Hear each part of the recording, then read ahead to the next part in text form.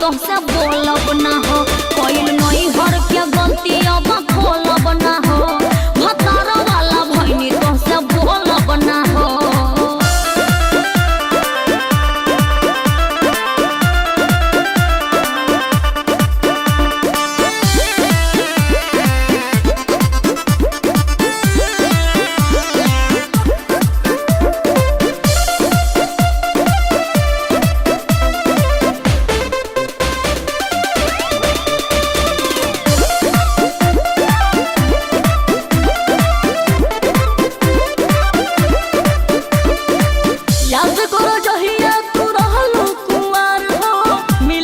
रहत रहू तू बेकरार हो।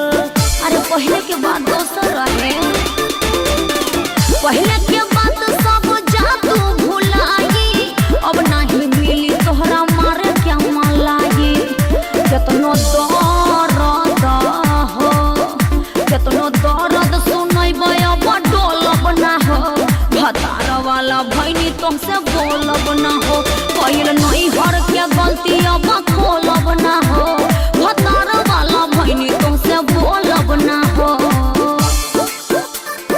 बोलब ना हो। बोलब ना हो।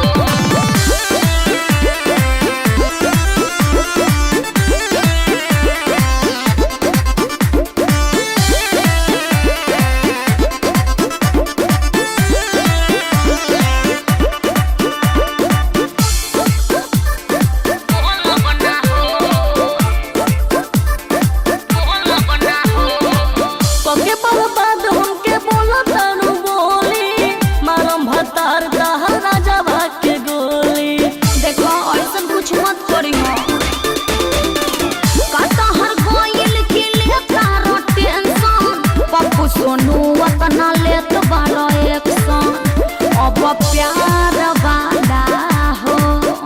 अब प्यार वाला मिसरी भोलब ना हो।